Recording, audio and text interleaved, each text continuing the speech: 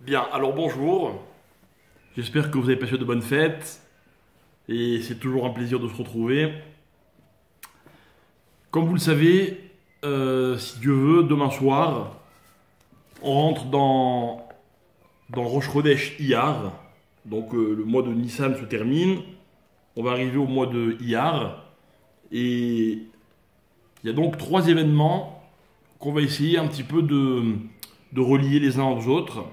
Donc il y a l'arrivée du mois de Iyar, il y a la période du Homer dans laquelle nous nous trouvons, et il y a également la période si perturbée que nous sommes en train de vivre. Donc on va essayer, si vous permettez, de relier un peu ces trois choses. Et pour ça, je vais vous citer trois textes de la Gemara, donc qui sont en fait trois discussions entre les Chachamim. Et on va commencer par la première. Dans le traité de Rosh Hashanah, page 10, donc d'Afyoud, la Gemara ramène la discussion qui oppose Rabbi Eliezer et Rabbi Yoshua.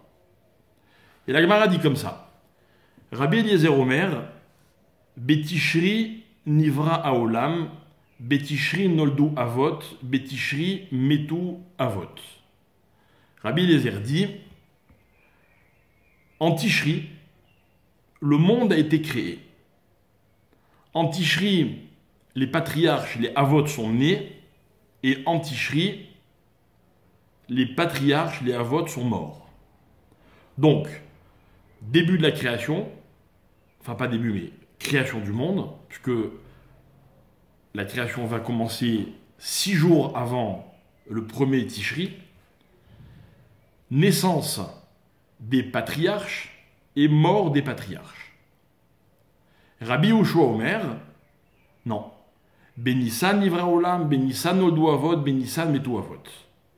Rabbi Yoshua va dire non, le monde a été créé en Nissan, les patriarches sont nés en Nissan et ils sont morts en Nissan. Donc, on a trois événements. La création du monde, la naissance et la mort des patriarches.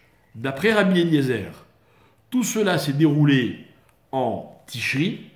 D'après Rabbi Yoshua, tout cela s'est déroulé en Nissan. D'accord ? Bien.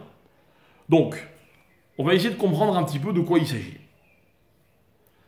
Comme vous le savez, dans l'année juive, si on schématise, il y a deux grandes saisons. Évidemment, il y en a 4, puisqu'il y a l'automne, l'hiver, le printemps, l'été. Mais on va enlever ce qu'on va appeler les demi-saisons, et on a la période de l'été et la période de l'hiver. Pourquoi je garde que ces deux saisons ? Puisque, comme vous le savez, il y a un texte dans la prière qu'on va réciter pendant les 6 mois d'été et un texte qu'on va réciter pendant les 6 mois d'hiver. Donc, Moridatal ou Mashivarouach et Barechenu ou Barechalenu, comme j'imagine beaucoup d'entre vous le savent déjà. Donc, on a ces deux périodes qui sont l'été ou l'hiver et l'été, peu importe. Et la discussion entre Rabbi Eliezer et Rabbi Yoshua est de savoir si le monde a été créé au moment où l'hiver commence ou au moment où l'été commence. Voilà la discussion de nos deux Chachamim. Alors qu'est-ce que ça change véritablement ? Quel est l'objet de ce débat ? Et en fait, ce que nos Chachamim vont expliquer, c'est que les deux possibilités qui nous sont offertes, c'est les suivantes. Ou bien, on considère que le monde démarre au moment de l'hiver, c'est-à-dire au moment où il y a tout un processus au cours duquel la nature, écoutez bien, va créer le potentiel qui va lui permettre d'être. Je reviens là-dessus tout de suite. Ou alors, on va considérer que, Rabbi Yoshua, que la nature, que le monde commence au moment où la nature existe déjà. J'explique ce que ça veut dire. La raison d'être de la nature, c'est de pouvoir offrir aux humains, aux hommes, tout ce dont ils ont besoin. Donc, regardez ce qui se passe en été. Les arbres donnent des fruits, les champs donnent de la récolte. En un mot, la nature produit, la nature existe, elle est dans son rôle, celui pour lequel elle a été créée. Donc, encore une fois, la nature existe pour produire. La production dont est capable la nature est l'essence même de son existence. Mais tout cela n'est possible que parce qu'il y a une période qui s'appelle l'hiver, au cours de laquelle la nature emmagasine. La nature ne donne pas, mais la nature reçoit. La nature crée son potentiel. Et quand ce potentiel est complètement existant, alors la nature existe. Donc, Rabbi Eliezer dit, le commencement, c'est d'abord la logique. C'est-à-dire, ce sont des lois, des règles, ce qu'on va appeler vulgairement les lois de la nature. À savoir, d'abord il pleut, d'abord la nature reçoit, et dans un deuxième temps, la nature peut donner. Au terme de ce processus qui dure donc l'hiver puis l'été, on est dans l'existence. Mais Rabbi Yoshua n'est pas d'accord. Rabbi Yoshua dit non. Rabbi Yoshua dit d'abord, le monde a été créé au moment, le monde existe à partir du moment où il est capable de remplir son rôle, au moment où la nature peut donner. Lorsque la nature donne, la nature est, elle existe. Tant que la nature ne donne pas, la nature n'existe pas. Donc, tout va commencer au mois de Nissan, au début de l'été. Voilà, mes chers amis, la discussion entre ces deux Chachamim.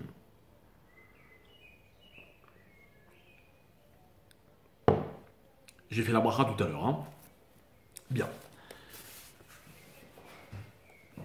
Il nous faut savoir une chose, c'est que Rabbi Eliezer, celui qui dit que la nature a été créée en Tishri, c'est-à-dire au début de l'hiver, Rabbi Eliezer était l'élève de Beth Shammai.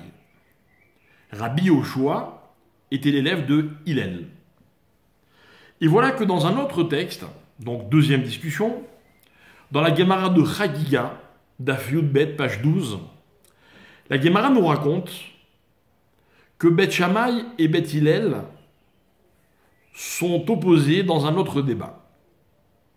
Beth Shammai Omrim, Shamayim Nivru Techila. Beth Shammai dit, le ciel a été créé en premier. Ou Beth Hillel Omrim, Eretz Nivret Trila. Mais Beth Hillel dit non, c'est la terre qui a d'abord été créée. Donc, on n'est pas dans la date de la création, on est dans l'ordre des choses. Selon Beth Shammai, c'est d'abord le ciel. Rappelez-vous, c'est facile. Shammai, Shamayim. D'après Hillel, c'est d'abord la terre. Donc là aussi, on va essayer d'expliquer quel est le but, l'objet de cette discussion. Et voilà ce que je vous propose. Un Beth Shammai va nous parler, encore une fois, selon la logique des choses. Donc un petit peu comme Rabbi Eliezer. Quelle est la logique? La logique, c'est la suivante. Vous savez très bien que lorsque Dieu a créé le monde, excusez-moi, il a créé, il a disposé les éléments de la création. Voilà, c'est mieux avec le secteur. Il a disposé les éléments de la création de la façon suivante. il a installé le ciel au-dessus de la terre. Ça nous paraît logique, puisqu'on a toujours connu le monde comme cela, mais pour Dieu, c'était un choix. Quel était ce choix? Il y a dans le fonctionnement du monde une règle. Une règle qu'il faut retenir, elle est omniprésente, elle est dans la définition des choses.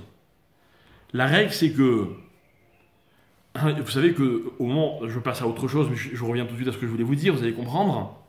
Vous savez que lorsque Dieu a créé le monde, excusez-moi, il a tout créé avec un binôme. C'est-à-dire aucun élément de la création n'a été créé seul. Dieu crée le ciel et simultanément il crée la terre. Dieu crée la lumière, simultanément il crée l'obscurité. Dieu va séparer les eaux d'en haut et les eaux d'en bas simultanément. Dieu va créer les continents, il va créer les océans, et ainsi de suite. Et chaque fois qu'un élément apparaît dans la création, la Torah ne nous le raconte jamais comme étant un élément isolé, il y a toujours son conjoint qui est créé en même temps. Quelle est d'ailleurs, entre parenthèses, la seule chose qui a été créée toute seule? Le seul élément de la création qui a été créé unique, c'est l'homme. Puisque rappelez-vous, au moment de sa création, l'homme est à la fois masculin et féminin. Mais la Torah va dire que Dieu se rend compte que ce n'est pas bon. Ce n'est pas bon pour l'homme. Alors, Dieu va créer un conjoint à l'homme, et il va donc y avoir un homme masculin et un homme féminin. Homme dans le sens d'être humain. Donc, il y a toujours deux éléments. Quelle est la nature de la relation qui existe entre tous les deux éléments? Comment définir la création qu'il y a entre le ciel et la terre, entre la lumière et l'obscurité, entre l'homme et la femme? Et la réponse, mais je vais très vite parce que ce n'est pas notre thème, la réponse c'est que il y a toujours dans l'un la définition de l'autre. Comprenons, quand vous voulez définir une notion, la meilleure définition possible, c'est de préciser quel est le contraire de cette chose. J'explique. Si par exemple, il vous arrive d'expliquer quelque chose à quelqu'un, et cette personne ne vous comprend pas, je vais vous donner une technique. Expliquez-lui le contraire. Dans le cas, au moment où il aura compris, vous lui dites, c'est l'inverse. Pourquoi? Parce qu'un contraire, le contraire, c'est la limite. La limite, c'est le contour, et le contour, c'est la définition. Donc, sous-entendu, qu'est-ce que c'est qu'un homme? Un homme, c'est un être humain qui n'a rien de féminin. Ça, c'est un homme. Qu'est-ce qu'une femme? C'est un être humain qui n'aura rien de masculin. C'est une définition et un thème très intéressant pour comprendre, selon la Torah, toujours quelle est la place de l'un et la place de l'autre dans une tendance actuelle où on veut essayer un petit peu de mélanger les rôles, de parler d'égalité ou de parité ou je ne sais quoi. Dans la Torah, on a toujours été très à cheval sur le rôle de chacun. Et en fait, ce qui peut frustrer les uns et les autres, ce n'est pas d'avoir des droits ou d'avoir une place. C'est que, en fait, quand on n'est pas dans son rôle, alors il y a toujours une sensation de manque. Ce qui me permet à moi de dire, par exemple, mais encore une fois, ce serait un autre thème qui mériterait d'être étudié, qu'est-ce que c'est qu'un homme fort? C'est un homme qui est complètement dans son rôle. Qu'est-ce que c'est qu'une femme forte? C'est une femme qui est complètement dans son rôle. Pour vous donner un autre exemple, dans une cellule familiale, pour que la cellule soit forte, eh bien, la règle de base, c'est que les parents soient complètement parents et les enfants soient complètement enfants. Et dès que les rôles sont flous, qu'est-ce qui se passe? Les définitions disparaissent. Donc on enlève à chacun une partie de sa définition. Donc il est moins. Voilà pourquoi Dieu a créé tous les éléments avec un contraire. Donc il y a le ciel et il y a la terre. Et si vous me demandez où se trouve le ciel, la meilleure réponse sera de dire le ciel se trouve là où la terre ne se trouve plus. C'est-à-dire que vous allez au bout de la terre et vous arrivez au ciel.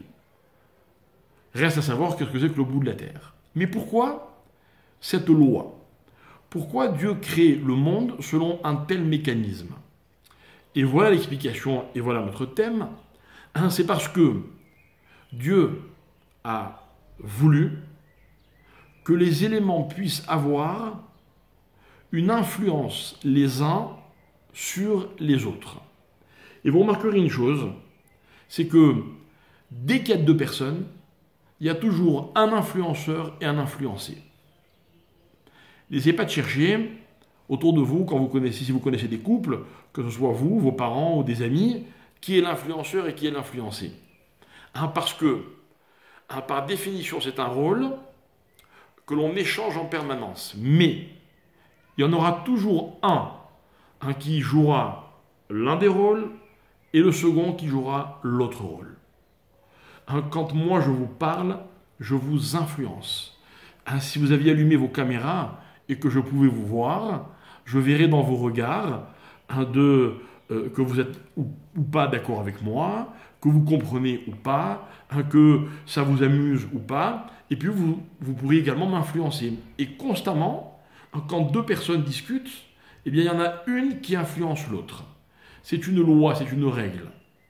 Maintenant, lorsque Dieu crée des éléments, et que ces éléments ont on va dire une place géographique différente, notamment lorsque l'un est fait pour se trouver au-dessus de l'autre. Là, vous allez comprendre tout ça, c'est très facile. Automatiquement, celui qui est au-dessus va remplir le rôle de celui qui influence l'autre. Récapitulons, le ciel se trouve au-dessus de la terre. Voilà pourquoi le ciel a un rôle d'influenceur sur la terre. Je vais vous donner un petit exemple avec une anecdote. Lorsque mon père, à la Vache à l'Homme, est arrivé à Marseille en 1975, il a donc été nommé grand rabbin de Marseille, et à l'époque, à la grande synagogue de la rue Breteuil, il y avait un certain nombre de choses qu'il fallait changer. Par exemple, sachez que jusqu'en 1975, le Shabbat à Breteuil, on priait avec le micro. Il y avait un orgue. Et les femmes étaient assises au même étage que les hommes. Alors mon père avait dit aux responsables de la communauté, voilà, moi, pour que je sois grand rabbin, parmi toutes les requêtes qu'il avait formulées, il avait celle-ci, il avait demandé à ce qu'on élimine l'orgue, le Shabbat, à ce qu'on ne prie plus avec le micro. Il avait demandé à ce que les femmes et les hommes soient séparés. On lui avait répondu qu'on était d'accord, que tout le monde avait approuvé, qu'on allait enlever l'orgue, qu'on allait enlever le micro. On était d'accord pour que les femmes ne soient plus assises au même étage que les hommes, mais on lui avait dit, mais ça, on vous laisse faire. C'est à vous de vous débrouiller avec les femmes. Alors il avait dit, pas de problème, je m'en occupe. Le premier Shabbat, on est en septembre 1975. Il a pris une feuille de papier, il a écrit, et il a collé cette feuille à l'entrée de la synagogue, et il a écrit « Les dames sont priées de regagner la place qu'elles n'auraient jamais dû quitter, 2 points, au-dessus des hommes. » Quand les gens ont vu cette affiche, ils ont tous souri et ils ont joué le jeu. C'est-à-dire qu'en fait, dans la vie, tout est une question de placement. Et ça, Dieu nous l'a expliqué au moment même de la création du monde. Dieu crée un ciel, Dieu crée une terre, et le ciel est au-dessus de la terre.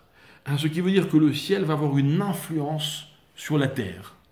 Cette influence, on la voit dans la nature, puisque c'est le ciel qui donne de la pluie. La pluie, c'est ce qui va permettre à la nature de donner son fruit, ce qu'elle est capable de produire. Maintenant, le ciel, c'est aussi une notion qui est spirituelle. Donc la spiritualité dans le monde a une influence, doit avoir une influence sur le reste. La matérialité n'a de sens que quand elle subit l'influence de la spiritualité. Je peux rendre spirituel, je peux élever tout ce qu'il y a de matériel, à condition de rajouter cette dimension spirituelle. Un autre exemple, comment dit-on le ciel en hébreu? On l'a cité tout à l'heure, c'est le mot shamaïm.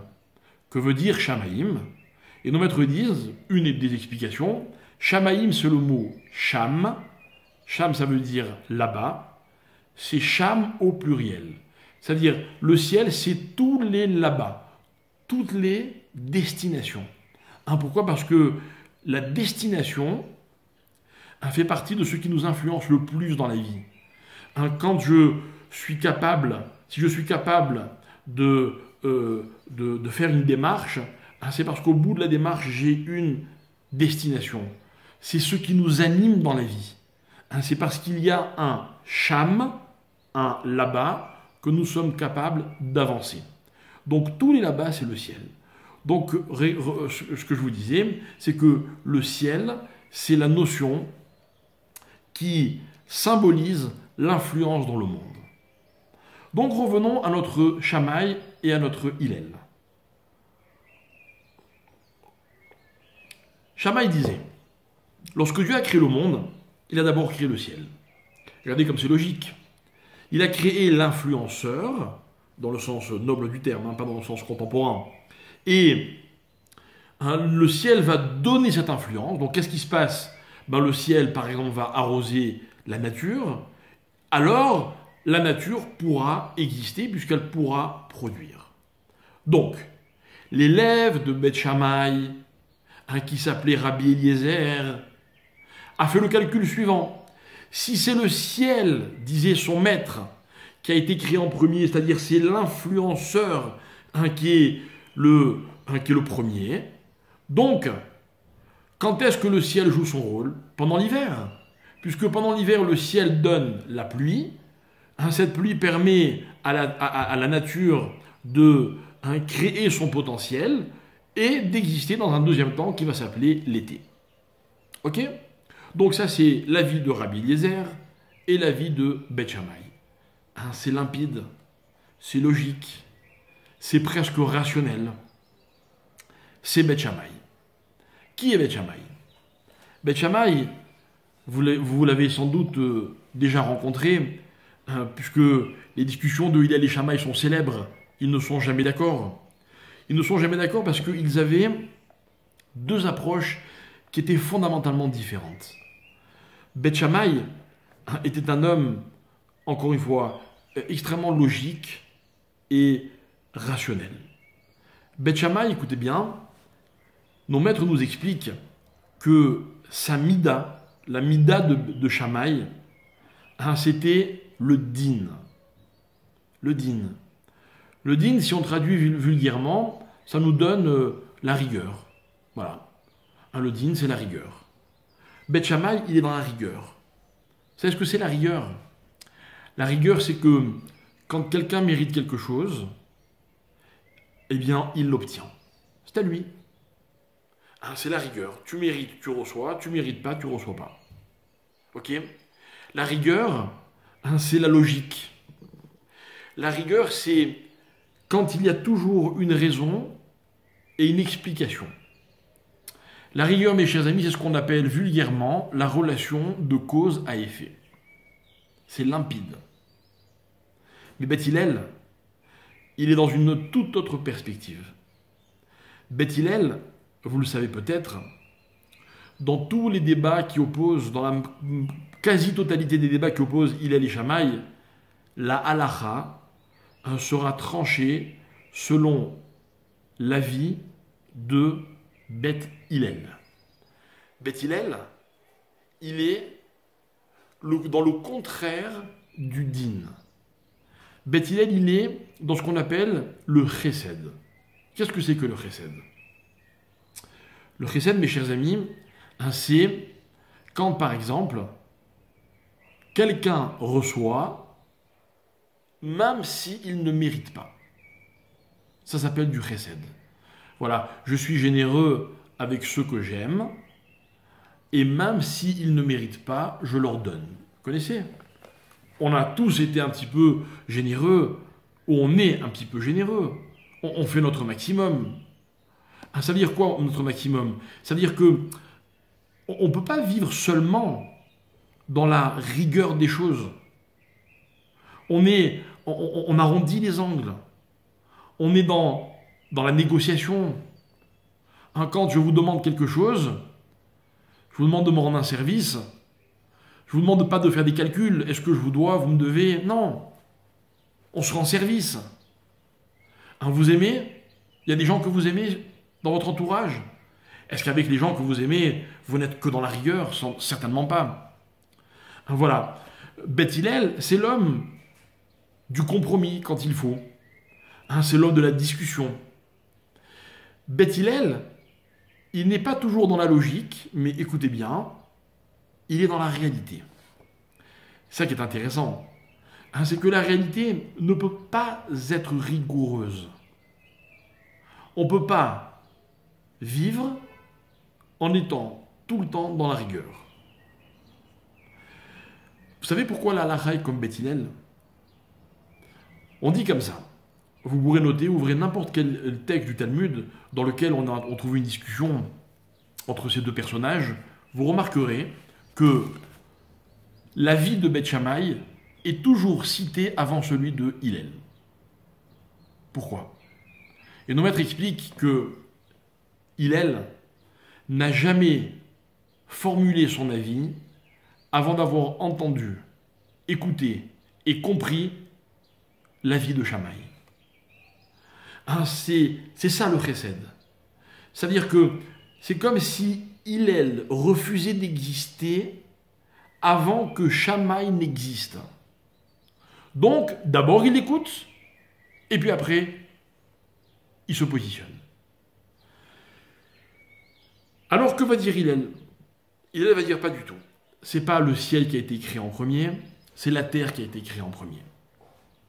Et en fait, comprenons, mes chers amis, que selon Hillel, le monde est un cadeau que Dieu fait à l'homme, dans lequel les choses n'ont pas forcément d'explication et de logique.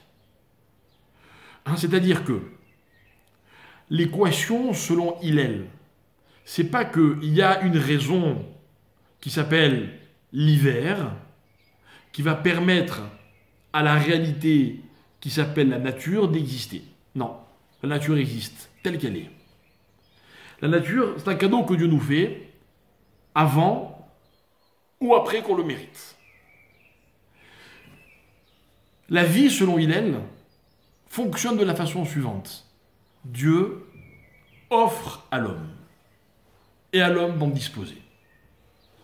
Donc voilà, mes chers amis, un débat intéressant. Je récapitule. Selon Shammai, les choses n'existent que quand elles sont logiques, explicables, incompréhensibles. Selon Hillel, la raison et l'explication ne sont jamais une condition de l'existence. Donc, selon Hillel, c'est la terre qui a été créée en premier. Voilà, un jour, Dieu a créé un monde qui produisait, qui donnait, qui offrait. Un monde dans lequel il y avait des arbres, il y avait des champs, il y avait des fruits, il y avait des récoltes, il y avait des légumes, et l'homme n'avait qu'à se servir. Donc, Rabbi Yehoshua, élève de Hillel, disait, donc en fait, le monde, c'est en été qu'il commence à exister. C'est là qu'il a été créé, en Nissan. Pourquoi? Parce que le monde est offert à l'homme. Voilà, mes chers amis, cette double marloquette, cette double discussion. Est-ce que les choses n'existent que dans la logique, ou est-ce que les choses existent comme des cadeaux que l'on ne peut pas expliquer? Quand j'aime quelqu'un, j'ai plaisir à lui offrir. Et si vous êtes arrivé de recevoir un cadeau et de demander « mais pourquoi tu m'offres ?» Eh bien la meilleure réponse c'est quand on vous dit « j'avais envie ». Il n'y a pas d'explication, il n'y a pas de raison. Voilà le monde selon Hillel. Alors mes chers amis, que faire d'un débat aussi intéressant? Quel sens lui donner dans notre vie à nous? Alors voilà, il y a une troisième discussion. Excusez-moi, mais il fait très chaud à Jérusalem.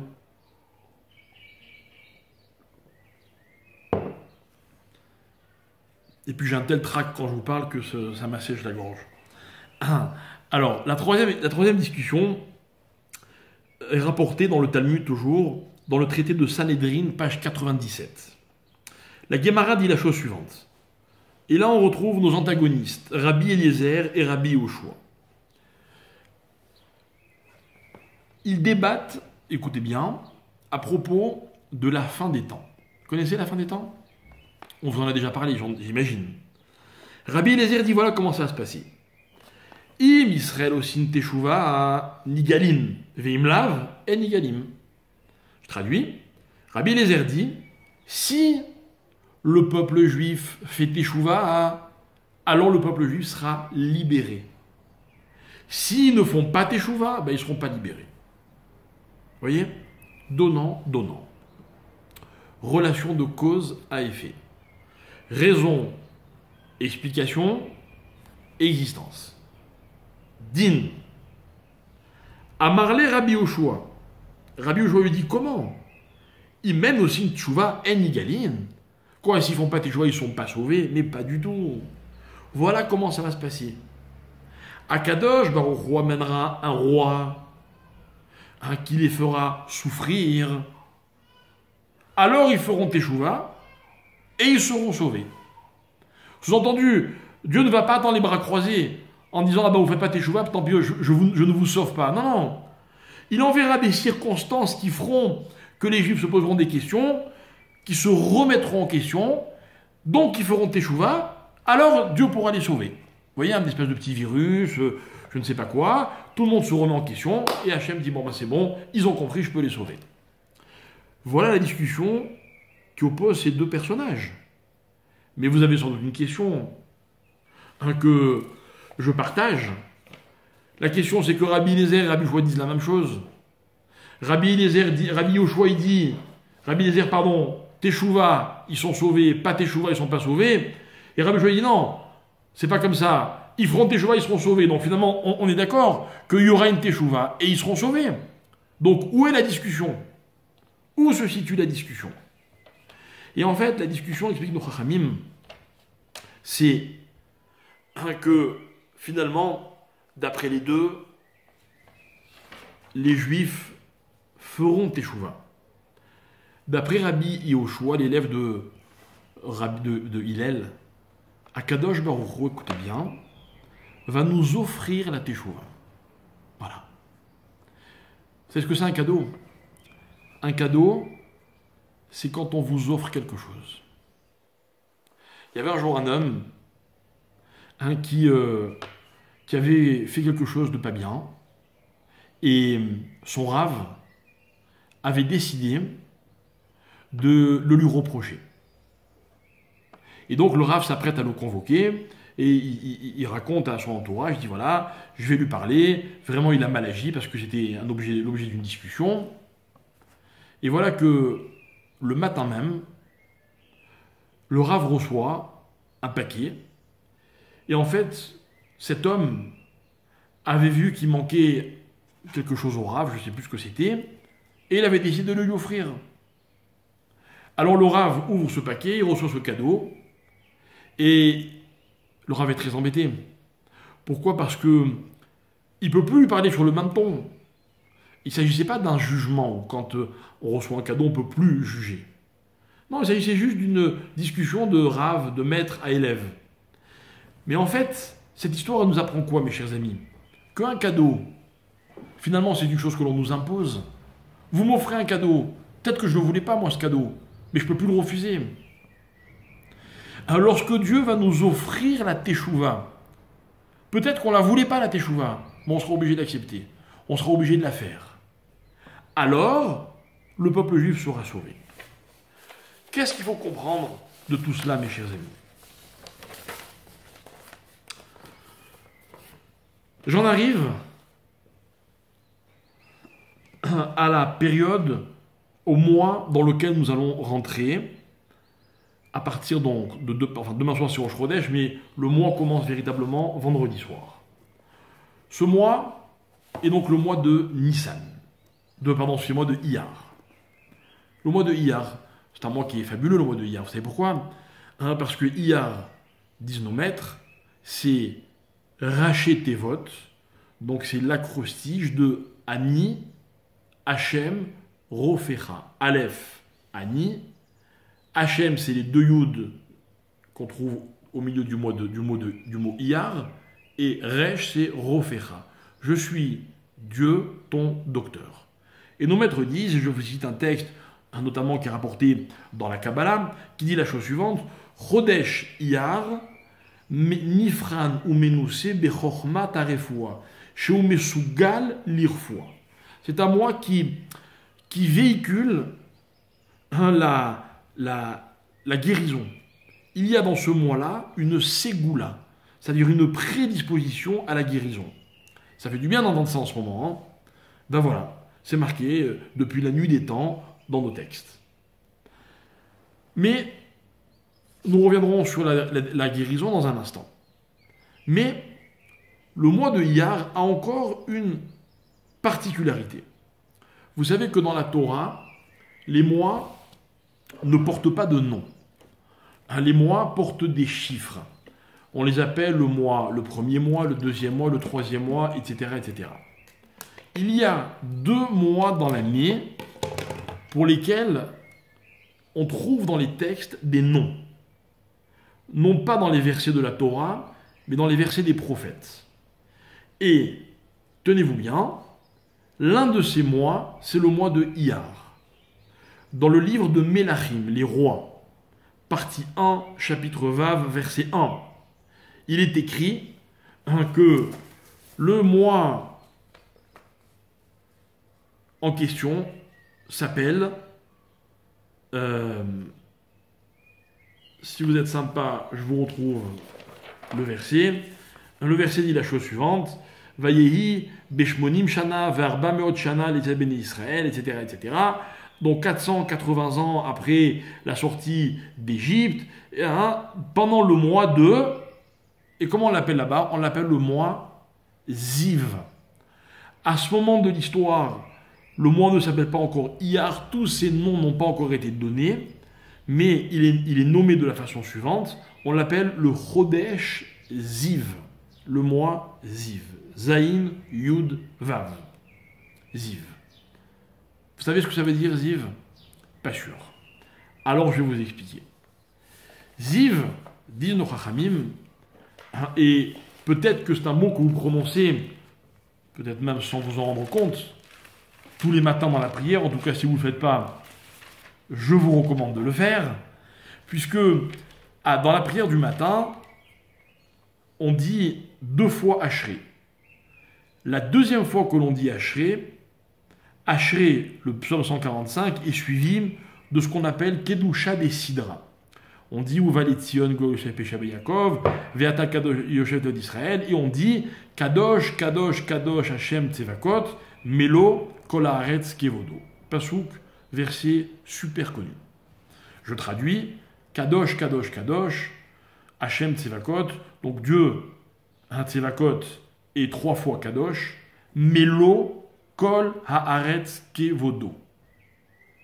Littéralement, donc, dont le kavod remplit toute la terre. Voilà, mes chers amis, le kavod de Dieu. L'honneur, la grandeur de Dieu remplit le monde entier. Vous voulez voir le kavod de Dieu? Vous voulez voir la grandeur de Dieu? C'est très simple. Là où vous posez les yeux, vous le voyez. On peut trouver le kavod de Dieu dans une magnifique fleur, dans l'intelligence d'une personne, dans la nature, dans tout, dans les miracles, dans les épreuves. Dieu est partout. Alors, dans le texte qui suit, nous allons traduire ce verset en araméen et on va dire Omekablin, Den Ve'amrim, les anges reçoivent les uns les autres cette phrase en disant Kaddish, qui veut dire Kadosh, donc pourquoi 3 fois Kadosh, une fois dans le ciel, une fois sur terre, etc. Et ensuite le verset va dire, écoutez bien, Hachem Tsevakot, Malia, Kol Ara, Ziv Yekare. Donc c'est une traduction en araméen.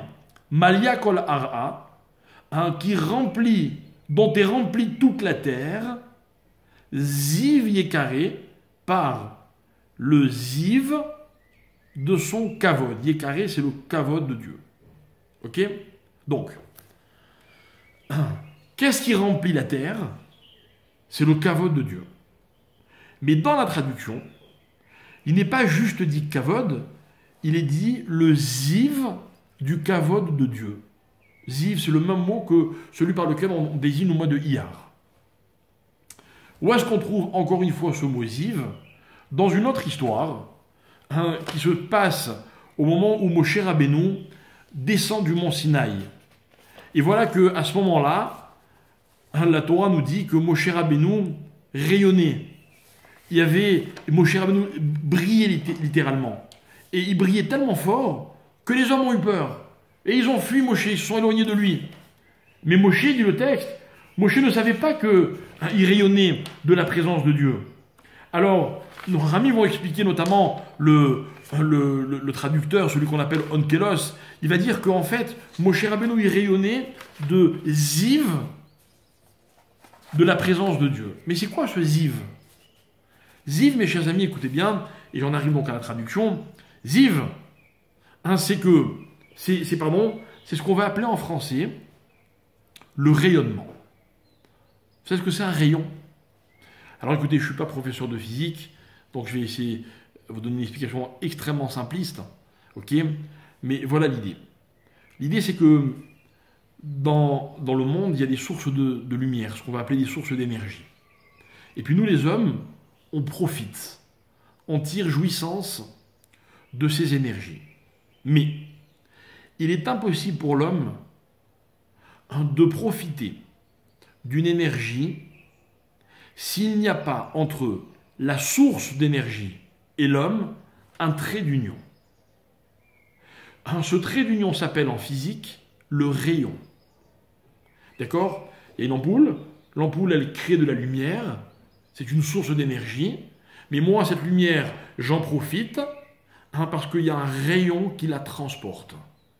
Et moi, c'est pas l'ampoule qui m'éclaire. C'est le rayon qui provient de cette ampoule. Moi, le soleil est une source d'énergie qui est beaucoup trop puissante pour moi. Mais le soleil me réchauffe, le soleil m'éclaire grâce au rayon qu'il y a entre le soleil et moi. Le rayon, c'est le trait d'union entre la source et l'individu. C'est ce qui permet à l'individu de profiter de la source d'énergie. Voilà. Voilà ce que c'est Ziv. Le kavod de Dieu, mes chers amis. Le kavod de Dieu. Si le soleil vous éblouit, imaginez ce que le kavod de Dieu peut provoquer. Peut-être autant de puissance que des milliers de soleils. Mais moi, sur terre, je peux profiter du kavod de Dieu, parce qu'entre le kavod de Dieu et moi, il y a des rayons qui transportent, qui véhiculent cette énergie, cette puissance. Et en fait, mes chers amis, écoutez bien, parce que c'est là que l'idée devient intéressante, c'est que lorsque Dieu a créé le monde, Dieu a créé des sources d'énergie. Mais les sources d'énergie ne sont accessibles à l'homme que grâce aux rayons, au rayonnement qu'ont les choses. Et le rayonnement, écoutez bien parce que c'est là que ça devient intéressant, le rayonnement, ce n'est pas Dieu, ou ce n'est pas la source de l'énergie qui le crée, c'est l'homme qui crée le rayonnement. Je vais expliquer ce que je veux dire.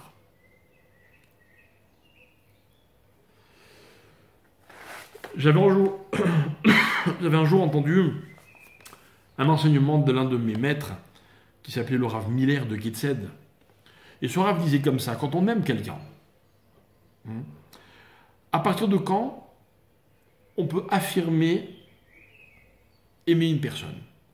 En d'autres termes, quelle est la preuve que l'on aime quelqu'un? Et le Rav disait, en toute simplicité, il disait, on aime quelqu'un quand on a envie que les autres l'aiment aussi. Si je vous aime, il m'est difficile d'accepter que les autres ne vous aiment pas. Imaginons, je sais pas moi, une belle fille qui se dispute avec sa belle-mère. D'accord? Le mari est au milieu, le malheureux. Le mari ne sait pas quoi faire. Pourquoi?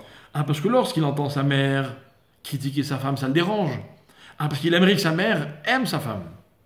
Et lorsqu'il entend sa femme critiquer sa mère, il est au moins autant embêté, puisqu'il aimerait que sa femme aime sa mère.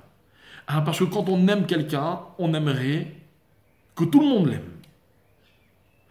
Parce que l'amour, mes chers amis, c'est le rayonnement que l'on donne à une personne.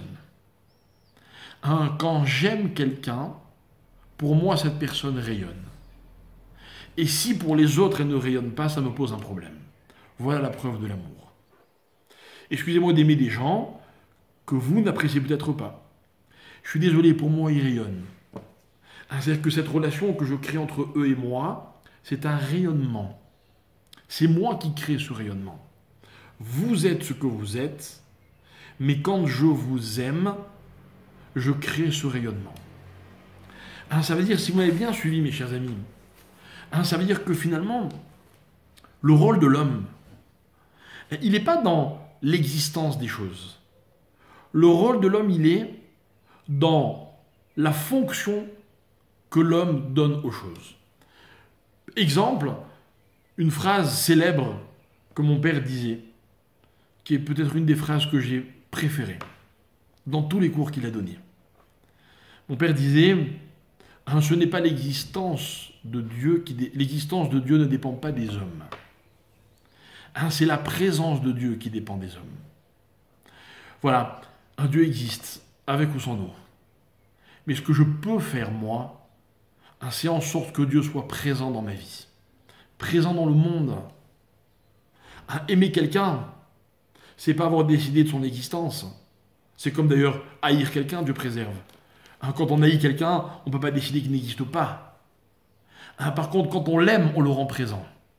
Présent là où vous voulez. Si vous l'aimez un peu, il est présent pour vous dans ce qu'il vous rapporte. Si vous l'aimez beaucoup, il est présent dans toute votre vie. Et si vous l'aimez énormément, il sera présent dans le monde entier. Vous le citerez, il vous servira de référence. Il sera pour vous un repère. Voilà ce que c'est qu'un rayonnement, mes chers amis. Voilà ce que c'est que Ziv. Ziv, ce n'est pas l'existence des choses, mais c'est la relation que je crée avec les choses.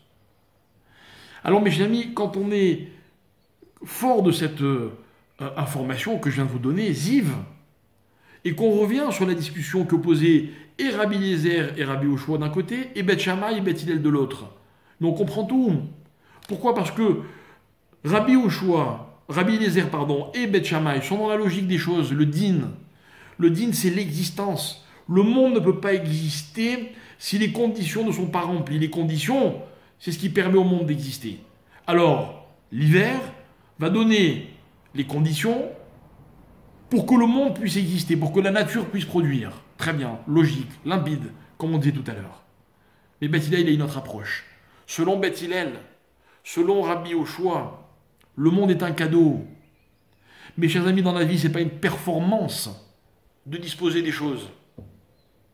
Il faudrait que les gens riches sachent que être riche, ce n'est pas une victoire. Aimer, ce n'est pas une victoire non plus. Il y a des gens qui aiment, d'autres qui ont malheureusement pas ce bonheur. Mais tout n'est pas joué quand on dispose, quand on possède. Au contraire, c'est là que l'histoire commence. Pourquoi? Parce que la performance, la grandeur de l'homme, c'est pas quand les choses existent grâce à lui. C'est quand il a créé avec les choses la relation que lui a décidée. Il a donné aux éléments non pas une existence, mais une présence, un rôle, un rayonnement. L'histoire, selon Hillel, selon Rabbi Yoshua, commence avec un monde qui est offert aux hommes. Tout est à leur disposition. Et maintenant, on va voir qui sont les hommes. Que font-ils de tout ce qu'on leur a offert? Quel rôle sont-ils capables de donner aux choses qui existent sans qu'ils y aient à jouer de rôle? Parce que le rôle commence après l'existence des choses. Vous avez la chance d'aimer des gens. Vous avez la chance de posséder des choses. Maintenant, on va voir qui vous êtes. Vous allez en faire quoi? Quel rayonnement allez-vous donner aux choses? Et mes chers amis, selon la logique de Hillel, voilà l'histoire de la création du monde. Nissan, le monde nous est offert. Ça veut dire quoi, le monde nous est offert? Vous savez ce que ça veut dire? Ça veut dire que les circonstances existent, même si je ne les ai pas choisies. Même si j'en avais très envie, et même si j'en avais pas envie. Je vais vous donner un exemple. Je ne parle pas que de ce qui est agréable. Une épreuve, c'est quoi? Une épreuve aussi, c'est un cadeau. Pourquoi c'est un cadeau? Parce que c'est une chose que l'on m'impose. La question est de savoir qu'est-ce que moi je vais faire de ce qu'on m'a offert, de ce qu'on m'a imposé. Quel rayonnement je vais donner aux choses. Alors après le mois de Nissan, celui dans lequel les choses me sont offertes, arrive le mois de Iyar, le mois de Ziv, du rayonnement, le mois dans lequel je vais pouvoir attribuer un rôle, créer un rayonnement pour les éléments qui existent déjà. Je vais donner un sens aux choses. Je vais vous raconter encore une anecdote que j'ai racontée déjà un nombre incalculable de fois, mais je ne m'en lasse pas. Peut-être l'avez-vous déjà entendu, c'est pas grave. Mais il semblerait qu'on rentre dans le mois de la guérison. Et c'est cette histoire qui m'a beaucoup marqué, lors de laquelle un jour mon père nous a réunis, tous les enfants. Il était bien malade. Et il nous a dit, mes enfants, j'ai quelque chose à vous dire. Et lorsque on se retrouve, il nous annonce qu'il est plus malade. Il nous dit, voilà, je voulais vous dire que je ne suis plus malade. Évidemment, nous on était un petit peu intrigués, parce qu'il n'avait pas du tout l'air de ne plus être malade. Alors, voyant notre étonnement, il nous a dit, je vais vous expliquer ce que je veux dire. Je voulais que vous sachiez qu'on est malade dans la vie quand on aimerait faire des choses et que malheureusement notre corps ne nous permet pas de les faire. On n'est plus malade lorsqu'on est capable de n'avoir envie de faire que ce que notre corps nous permet de faire. Ça veut dire, si vous permettez, c'est mon explication, que finalement la maladie et la guérison, ce n'est qu'une histoire de relation que nous avons avec nos capacités. Vous avez des gens qui vont bien, ils n'ont aucune maladie, mais ils se les inventent. Je connais des gens, la première phrase qu'ils vous disent toujours, c'est « je suis fatigué ». Et on a envie de leur dire « mais tu es en bonne santé ?» Non, mais je suis fatigué. Vous voyez la relation qu'ils ont avec leur santé. Et vous avez des gens, malheureusement, qui ne sont pas en bonne santé, et quand vous les voyez, vous avez l'impression que c'est eux qui vous donnent de l'énergie. Voyez, mes chers amis, qu'on a avec les choses la relation que l'on décide d'avoir. Les choses ne sont que grâce au rayonnement qu'on leur donne. Voilà ce que c'est Refoua. On est guéri, mes chers amis, quand on a compris. Je dis souvent dans mes cours, évidemment c'est difficile à comprendre, je dis souvent que la prière d'un malade ne doit pas être seulement de guérir. Il ne faudrait pas que quelqu'un tombe malade, guérisse et qu'il ne se passe rien. Le malade doit prier, et pour guérir, et pour ne pas avoir été malade pour rien. Le malade doit demander à Dieu que si déjà il est tombé malade, eh bien au moins que ça serve à quelque chose. Que quelque part il ne soit plus jamais le même. Tous les gens autour de nous, on entend cette phrase sans arrêt, nous disent « le monde ne sera plus comme avant » après la crise de ce virus. Je vais vous dire quelque chose, mes chers amis, très sincèrement, entre vous et moi. Ce que le monde sera ou ne sera pas, ça m'est complètement égal. Vous savez quel est mon souhait à moi? C'est que les hommes ne soient plus les mêmes. Parce que là, on aura tout gagné. Parce que de savoir si demain on va reprendre des avions, on va refaire des mariages avec des centaines de personnes, ou on va reprendre notre travail et l'économie va redémarrer, tout ça c'est intéressant. Je suis désolé de vous le dire, ça ne dépend ni de vous ni de moi.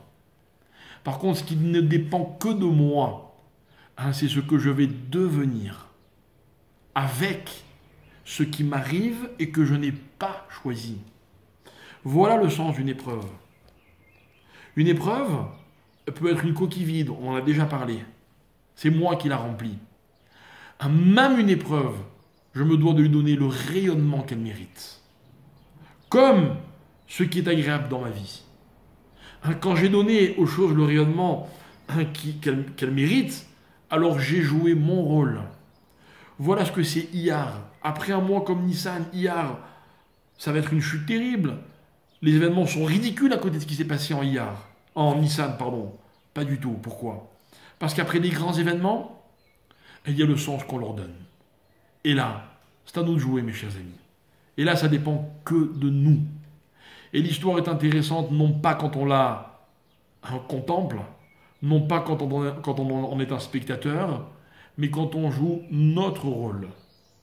Rappelez-vous, l'existence des choses ne dépend pas de moi, mais leur sens dépend de moi. Voilà ce que c'est que Iyar. Voilà l'enseignement de Rabbi Yoshua et de Hillel. Le monde nous est offert. On peut choisir soit d'être des spectateurs et de regarder les choses se dérouler devant nous et d'être des fois angoissés et puis des fois très heureux, mais finalement pour rien. Soit on peut jouer un rôle qui ne dépend que de nous. Donc vous savez, mes chers amis, moi ce que j'aime, c'est trouver le rôle qui va être le mien, mais que je suis le seul à pouvoir jouer. Si je vous racontais une histoire dans laquelle vous et moi on aurait tous les mêmes rôles, ce serait une histoire qui ne serait pas intéressante. Ce serait l'histoire d'un homme et d'une femme qui finalement sont dans un même corps et qui sont chacun les deux à la fois. Deux êtres faibles.